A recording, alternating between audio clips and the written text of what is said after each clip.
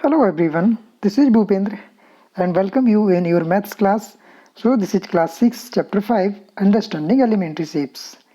Elementary shapes के बारे में आप पहले भी पढ़ चुके होंगे जिसमें आपने लाइन, पॉइंट्स और बहुत सारी चीज़ों के बारे में पढ़ा है। अब हम देखते हैं एलिमेंट्री शेप्स में सबसे पहले शुरुआत करेंगे लाइन सेगमेंट से। बहुत इंटरेस्टिंग होने वाला है ये चैप्टर और बहुत मज़ा आएगा, तो शुरू हो जाइए। लाइन सेगमेंट, इन सब चीज़ों के बारे में क्या है देखिएगा। लाइन सेगमेंट हमने आपको बहुत पहले भी बताया था कि लाइन एक होता है जिसको हम आगे पीछे दोनों तरफ एक्सटेंड कर लें, लेकिन सेगमेंट का मतलब होता है कि हमने उस चीज़ को जितना फिक्स कर लिया है लाइन को वो उतनी ही रहेगी, उससे ना आगे ना पीछे, उसको ना एक्सटेंड किया जा सकता है और ना ही उसको कम किया जा सकता है। अंडरस्टूड। जैसे आपकी ये सामने जो लाइन सेगमेंट लाइन दी है, इसको हमने मान लिया कि 5 सेंटीमीटर है, तो ये 5 सेंटीमीटर तब तक 5 सेंटीमीटर बोली जाएगी जब तक इसको आगे पीछे आगे ना किया जाए। आप कह सकते हो कि 5 सेंटीमीटर है तो है, आगे बढ़ा के इसको 5 सेंटीमीटर नहीं बोल सकते, ठीक है ना। तो ये हमारा जो है वो लाइन सेगमेंट बोला जाएगा। ये फिक्स पॉइंट, एक लाइन का फिक्स पॉइंट हमारा लाइन सेगमेंट बोला जाता है, ठीक है। अगर ये ऐसी होती, इसको हम आगे और पीछे कहीं भी एक्सटेंड कर लें तो ये हमारा लाइन होती, सिर्फ क्या होती, सिर्फ लाइन होती। सेगमेंट तभी हो जाता है जब उसमें से हम एक डेफिनेट पार्ट उसका काट कर निकाल लेते हैं या फिर एक डेफिनेट पार्ट उसको फिक्स कर देते हैं, तो वो पार्ट हमारा लाइन सेगमेंट बोला जाता है। Understood. Line segment so easy, so simple. किसी भी लाइन का एक डेफिनेट पार्ट जो कि फिक्स डेफिनेट डिस्टेंस को शो करता है वो लाइन सेगमेंट बोला जाता है। ओके। अब लाइन सेगमेंट को हम मेजरमेंट कैसे करते हैं, उसका मेजर कैसे करते हैं, तो अगर हम पता करें कि आपके सामने ये जो लाइन बनी हुई है वो कितने सेंटीमीटर की है, तो आप अभी इसको अंदाज से बता सकते हो, ठीक है ना। तो वही है आपका एक ऑब्जर्वेशन टाइप होता है, इसके भी मेथड है। तो सबसे पहले बात करेंगे इसके ऑब्जर्वेशन मेथड की। तो ऑब्जर्वेशन मेथड में आप दो लाइंस को देख के बता सकते हो कि कौन सी लाइन छोटी है, कौन सी लाइन बड़ी है। आपके सामने यहाँ पे एक लाइन ए है और एक लाइन ये है, फर्स्ट लाइन और ये सेकंड लाइन हम मान लेते हैं। तो आपसे हम पूछें कि कौन सी लाइन बड़ी है, तो आप ईजिली देखकर ही बता सकते हो कि इसमें कौन सी लाइन ज़्यादा बड़ी होगी। तो लाइन 2 आपको बड़ी दिख रही होगी, और अगर छोटी की बात करें तो लाइन 1 आपको छोटी दिख रही होगी, है ना। तो ये तो आप तब पता कर सकते हो जब इसमें बहुत ज़्यादा डिफरेंस हो तब। अगर आपको हम बताएं कि ऐसे और ये कि एक लाइन ये है, तो आप बताओगे इसमें से कौन सी ज़्यादा बड़ी है कौन सी छोटी है, तो थोड़ा सा मुश्किल हो जाता है। जहाँ पर बहुत बहुत बहुत माइनर सा अंतर होता है वहाँ पे हम पता नहीं कर पाते हैं कि कौन सी बड़ी कौन सी छोटी। लेकिन ऑब्जर्वेशन मेथड हमारा जो है वो हम तभी पता कर पाएंगे जब दो चीज़ों में बहुत बड़ा डिफरेंस होता है ना। तो हम आसानी से बता सकते हैं कि कौन सा छोटा है और कौन सा बड़ा है। तो किसी भी लाइन को मेजर करने का एक तो मेथड यही है हमारा, बाय ऑब्जर्वेशन। नेक्स्ट दूसरा हमारा होता है बाय ट्रेसिंग। ट्रेसिंग का मतलब कैसे होता है, अगर हमारे पास कोई लाइन दी हुई है और हमें पता हो कि हमने एक पेपर ले लिया, ठीक है, और उसको पता है कि इसकी डिस्टेंस इतनी है, तो ये हमारा हो गया कि ये 5 सेंटीमीटर है, ठीक। तो हम इससे 5 सेंटीमीटर का और एक कागज़ नाप सकते हैं, या फिर हम ऐसा कर सकते हैं कि हमारे पास दो कागज़ है, एक ये है, ठीक, और एक दूसरा ये है। तो हम इस वाले कागज़ को इस वाले कागज़ के ऊपर रख कर देख लेंगे, तो हमें पता चल जाएगा कौन सा छोटा कौन सा बड़ा। तो जो ज़्यादा बड़ा होगा उसके साइड्स निकलते होंगे बाहर को, और जो छोटा होगा वो उसको उतनी जगह को पूरा ढक लेगा या कवर कर लेगा। तो इस तरह से हम ट्रेसिंग करके भी चीज़ों को नाप कर देख लेते हैं कि कौन सा बड़ा है और कौन सा छोटा है। बात लाइन की करें तो लाइन की ट्रेसिंग हम एक कागज़ पे करके देख सकते हैं, तो इससे हम पता कर सकते हैं कौन सी लाइन छोटी और कौन सी बड़ी। यहाँ पर सामने आपको जो दो एग्जाम्पल दिख रहे हैं इसमें हम बताएं कि लाइन 1 बड़ी है या लाइन 2 बड़ी है। तो आप ट्रेसिंग करके अगर देखो तो क्या होगा, ये बी का साइड ये होगा, ये ए का साइड ये होगा, तो इसमें बाकी जो साइड बचा है इस लाइन का वो थोड़ा सा ज़्यादा बच रहा है ना। तो हम कह सकते हैं कि अगर ट्रेस करेंगे एक पेपर के ऊपर दूसरी पेपर या एक लाइन के ऊपर दूसरी लाइन रख कर देखेंगे तो आपको पता चलेगा कि नीचे वाली लाइन थोड़ी सी ज़्यादा हो रही है। तो दूसरा मेथड तो ये हो गया, एक तो ऑब्जर्वेशन करके, दूसरा ट्रेसिंग करके। आई होप आप समझ रहे होगे अच्छे से, ठीक है ना। ऑब्जर्वेशन करके भी हम पता कर सकते हैं, लेकिन वो तब जब बहुत ज़्यादा डिफरेंस हो तब, बहुत कम डिफरेंस होता है जहाँ पर 0.1 सेंटीमीटर या सिर्फ छोटा छोटा, आपको मालूम है ना डेसिमल्स में अगर हम मीजरिंग करें तो हम इससे पता नहीं कर पाते हैं ऑब्जर्वेशन से। ठीक हो गया। ऐसे ही हम ऑब्जर्वेशन से एग्जैक्ट उसकी लेंथ नहीं बता सकते किसी भी लाइन की कि इसकी लेंथ कितनी है। अब किसी भी लाइन की अगर लेंथ हम 5 सेंटीमीटर बोलें ऑब्जर्व करके, तो हो सकता है कि उसको हम मीजर करें तो मीजर करने के बाद वो 5.2 निकले या 5.1 निकले। होता है ना ऐसा, आप समझ रहे होगे। अब जो बहुत बेस्ट तरीका है और बहुत एक्यूरेट आता है, तो वो हमारा लास्ट थर्ड तरीका है, थर्ड मेथड क्या है, वो है बाय डिवाइडर एंड रूलर। तो ये जो है इससे हम बहुत इजीली पता भी कर लेते हैं और इससे जो भी लाइन को हम मीजर करते हैं वो एक्यूरेट निकल के आती है। तो कैसे करके हम इससे चेक करेंगे, तो हमने एक लाइन खींची और आपके पास रूलर तो आपने देखा ही होगा, आपकी ज्योमेट्री बॉक्स में लिखा रहता है, और साथ ही साथ हमने डिवाइडर भी देखा होगा इस टाइप का। एक तो होता है हमारा कंपास, तो कंपास में हम पेंसिल वगैरह लगाते हैं ना, तो वो कंपास बोली जाती है। और कंपास की तरह ही सेम एक होता है डिवाइडर, जिसमें दो आपके नीडल होंगी, ठीक है, उसमें पेंसिल लगाने का कुछ नहीं होता है। आप अपने ज्योमेट्री बॉक्स को चेक करेंगे तो उसमें आपको एक डिवाइडर भी मिलेगा कंपास के साथ। तो वो इस तरह से होता है। आई होप आप सबने भी देखा होगा। तो ये दो तरीके होते हैं हमारे बाकी का मेजर करने का लाइन का। एक तो ये इस टाइप की आपके पास रूलर होगा जिसे हम स्केल भी बोलते हैं, और एक ये डिवाइडर होगा। इससे कैसे चेक करेंगे, हम क्या करेंगे, एक अगर हमें दो लाइंस बराबर की चेक करनी हो कि वो कौन सी बड़ी है कौन सी छोटी है, तो डिवाइडर रख के हम चेक कर सकते हैं। डिवाइडर में उसको ओपन करेंगे, यहाँ निडल रखेंगे और यहाँ से यहाँ तक उसको इसे ओपन करके नाप लेंगे, ठीक है ना। इसके बाद में यही वाला डिवाइडर की इतनी जगह जो है वो इस वाली लाइन पे हम रख के देखेंगे। अगर फिक्स हो रही तो हमें पता चल जाएगा कि ये बराबर है, अगर थोड़ा बहुत आगे पीछे हो रहा है तो हमें पता चल जाएगा कि कौन से छोटी है। मतलब कि अगर डिवाइडर ज़्यादा निकल रहा है तो ये वाली लाइन छोटी होगी, अगर डिवाइडर कम निकल रहा है तो मतलब डिवाइडर से लाइन आगे निकल रही तो हम कह सकते हैं कि हमारी ये लाइन बड़ी होगी। आप समझ रहे हो ना डिवाइडर से कितनी आसान हो जाएगा। यहाँ पे अगर हम डिवाइडर लगाएं इस वाली लाइन में तो इस तरह से इतना तो हम डिवाइडर को ओपन करके इसमें डिस्टेंस को मेजर कर लेंगे। इसके बाद यही वाला इतनी जगह को इस वाले पॉइंट पे हम रखेंगे और अगर वो यहाँ तक आ रहा है तो हम कह सकते हैं ये वाली लाइन ज़्यादा बड़ी है। अब रूलर से कैसे करोगे, रूलर से तो बहुत ईजी है। रूलर को आप इसके पास में लगाओगे और ये एक लाइन आपकी यहाँ पे है, तो यहाँ से यहाँ तक की अगर लेंथ जो है हम लेट्स सपोज कि 2 सेंटीमीटर है, कहाँ तक है 2 सेंटीमीटर, तो यहाँ भी हम क्या करेंगे 0 से 2 सेंटीमीटर तक नाप लेंगे। अगर ये बराबर आ रहा तो ये लाइन हमारी बराबर होगी, अगर ये ज़्यादा जा रहा है तो ये लाइन हमारी ज़्यादा होगी, और अगर इससे कम बैठ रहा है तो हम कह सकते हैं कि इस वाली लाइन से ये वाली लाइन छोटी होगी। आपको अच्छे से समझ में आ चुका होगा। तो बढ़ते हैं अपने नेक्स्ट टॉपिक की ओर। नेक्स्ट इसमें आता है एंगल्स। एंगल्स में आपके बहुत टाइप्स होते हैं। बहुत टाइप का मतलब ये नहीं कि बहुत ज़्यादा सारे टाइप होते हैं, लेकिन इतने टाइप होते हैं कि आपको लर्न करने होंगे सारे।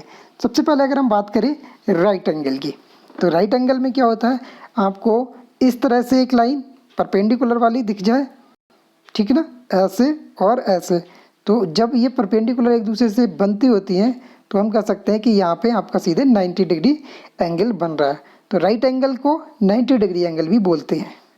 Understand, right angle means 90 degree. Example के लिए आप इस वाली फिगर को देख सकते हो, सीधा सीधा जो बनता है वो राइट एंगल यानी कि 90 डिग्री बनता है।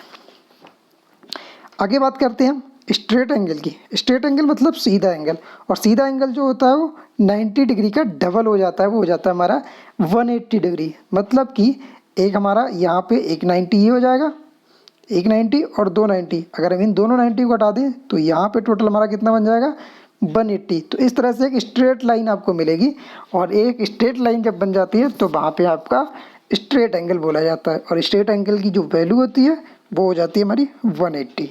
ओके, अब आगे देखते हैं कंप्लीट एंगल। तो कंप्लीट एंगल में क्या होता है, कंप्लीट एंगल में ये होता है कि 180 का डबल जब हम कर देते हैं तो 360 हो जाता है, यानी कि इस लाइन के ऊपर 180 और इस लाइन के नीचे 180।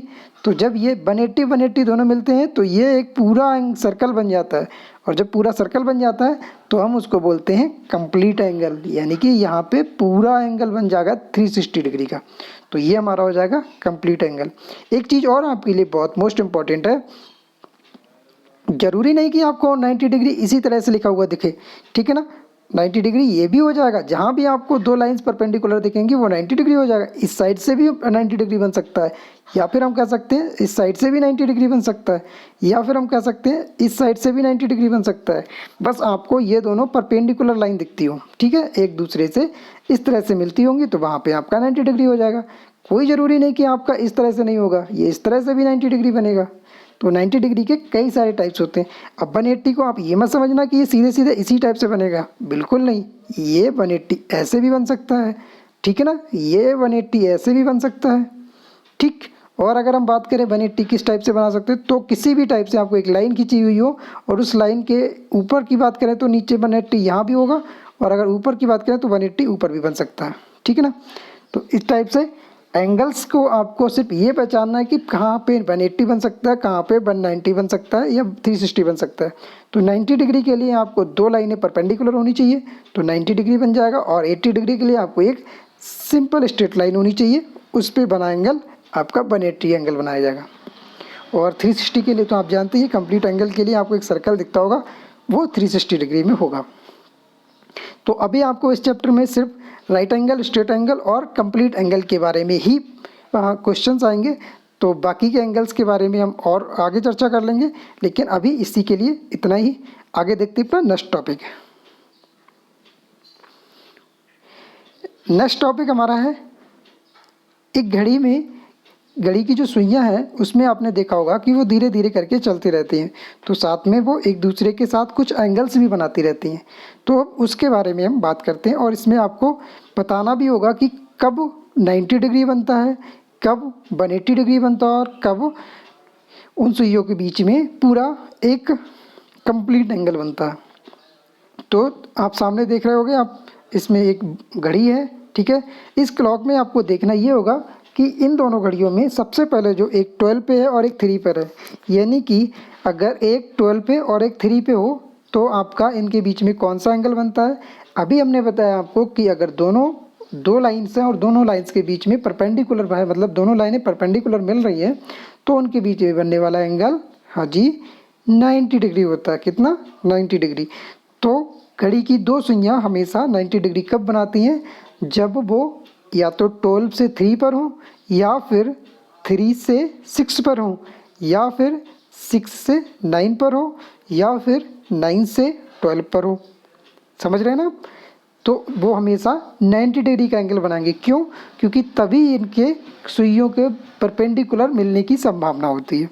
अब इसके अलावा कुछ और संभावना भी बन रही है। उन संभावनाओं में देखिए, अब ये जरूरी नहीं कि वो 12 से मतलब 12 से 3 पे होंगी तभी आपको 90 डिग्री दिखेगा। इसके अलावा क्या होता है, आप यहाँ से चेक कीजिए, 1 2 3, यानी कि हर दो को स्किप करके तीसरे नंबर पे जब आपकी सुई पहुँचती है तो वो परपेंडिकुलर बनती है। अब आपको एक नया सा यहाँ पे बना के दिखाते हैं। अगर ये हमारी 1 पे आ जाए तो फिर क्या होगा, तो इस 3 वाली को कहाँ पहुँचना होगा, एक आगे बढ़ जाना होगा 4 पे, तब भी आपका क्या बनेगा, ये तब भी ये 90 डिग्री बनेगा, है ना। 2 3 4 या 90 डिग्री बन गया। तो आप कह सकते हो कि 1 और 3 पर अगर सुइयां हों तब भी 90 डिग्री बनेगा। ऐसे ही आपको अगर हम बात करें, एक 4 पे हो तो दूसरी फिर कहाँ पे होगी, तो फिर दूसरी होगी 5 6 कहाँ पे, 7 पे होगी। यानी कि अब आपकी एक 4 पे अगर होगी, एक सुई आपकी यहाँ पे 4 पे होगी तो दूसरी 6 7 यानी कि 7 पे होगी, तब ये कितना बनेगा, तब इसका आपके बीच में 90 डिग्री बन जाएगा। ठीक, इस तरह से हर दो को छोड़ के तीसरे नंबर पे जो सुई पहुंचेगी वो आपका 90 डिग्री बनाएगी। तो कंफ्यूज नहीं होना है, अच्छे से आपको पहचान कर लेनी है। अब 180 डिग्री आप कब बना सकते हो, 180 डिग्री तब बनेगा जब दोनों सुइयों के बीच में एक स्ट्रेट लाइन बनती हो, है ना। तो 12 से 6 तक जहाँ पहुँचने में 180 डिग्री बन जाएगा। ऐसे ही 3 से 6 तक पहुँचने में क्या हो जाएगा, वो 3 से 9 के बीच में अगर दोनों सुइयाँ हों तो आपका 180 बन जाएगा। ठीक, ऐसे आपको 1 और 8 पे दिखाई पड़े दोनों सुइयाँ तो 180 डिग्री बन जाएगा। ऐसे ही 180 डिग्री 10 और 4 की तरफ बनेगा। ऐसे ही आपका 180 डिग्री 11 और 5 की ओर बनेगा। तो इस तरह से हम चेक कर लेंगे। ठीक, नेक्स्ट बात करते हैं। एंगल और रेवोल्यूशन क्या होता है, आपको इसके आज क्वेश्चंस भी देखने को मिलेंगे। तो एंगल में आप पता ही कर गए हो कि जैसे 12 पे अगर कोई एक आपकी 12 पे है और एक 3 पर है इसकी निडल, तो आपका 90 डिग्री बन रहा है, तो ये बोला जाता है हमारा एंगल। तो 12 और 3 के बीच में 90 डिग्री का एंगल बनता है। अब रेवोल्यूशन का अगर हम चेक करें तो रेवोल्यूशन यानी कि फ्रैक्शन कैसे निकालेंगे, हम कैसे पता करेंगे कि उसने पूरे पार्ट का कितना रेवोल्यूशन मतलब कितना चक्कर लगा लिया है। तो इसके लिए हम 90 डिग्री मतलब कि रेवोल्यूशन निकालने के लिए हमारे पास एक फार्मूला होता है जो कि इस तरह से है।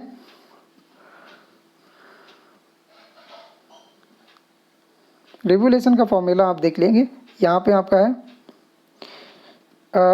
Revolution equal to given angle and complete angle. ये वाला फार्मूला आप चेक करें, given angle and upon complete angle. अब आपका यहाँ पे देखो, अगर इसका 90 डिग्री का हम रेवोल्यूशन निकालने की कोशिश करें तो रेवोल्यूशन इक्वल टू हो जाएगा गिवन एंगल 90 डिग्री और कंप्लीट एंगल कितना होता है, अभी ऊपर आपने पढ़ा था कंप्लीट एंगल हमारा 360 डिग्री होता है, ठीक है ना। इसको अगर हम सॉल्व करेंगे तो हमारा रेवोल्यूशन निकल के आ जाएगा, मतलब उसने सुइयों ने कितना पार्ट उस पूरे का चल लिया है उसको हमें निकालने के लिए। तो 0 से हम 0 कैंसिल कर लेंगे, 9 1 जा होता है 9 और 9 4 जा होता है 36, यानी कि 1/4 पार्ट उसका उन्होंने कवर कर लिया है। तो ये हमारा रेवोल्यूशन बोला जाएगा। अगर फ्रैक्शन की बात करें तो इसकी फ्रैक्शन भी कितनी हो जाएगी, फ्रैक्शन भी हमारी 1/4 हो जाएगी। ये फ्रैक्शन ही तो है, इसमें एक न्यूमरेटर और दूसरा डिनोमिनेटर है, तो ये हमारी फ्रैक्शन बोले जाएगी। तो ये आपका रेवोल्यूशन इस टाइप से निकाल लोगे। अगर आपका 180 का रेवोल्यूशन निकालोगे तो कैसे, तो 180 एंगल हो जाएगा और टोटल एंगल 360 होता है, तो 0 से 0 कैंसिल हो जाएगा, 18 बन जाए 18, 18 2 होता है 36, यानी कि जैसे ही हमारा 180 एंगल बनाता होगा तो इसका मतलब उसने हाफ पार्ट उसका कवर कर लिया। यानी कि ये जो सुई है ये वाली, ये यहाँ से चली थी और यहाँ से यहाँ तक आ गई, इसका मतलब इतना पार्ट उसने कवर कर लिया। और इतना पार्ट कितना है, इतना पार्ट हाफ है, तो हाफ को फ्रैक्शन में लिखोगे तो कितना लिख लोगे आप, 1/2 लिख लोगे। So simple. तो इस तरह से आप क्वेश्चंस को और प्रैक्टिस कर सकते हो और ज़्यादा करोगे। अगर किसी बात की प्रॉब्लम होगी तो आप मुझसे कॉन्टैक्ट भी कर सकते हो। तो अभी के लिए आपको बस इतना ही, चलते हैं, बाय बाय।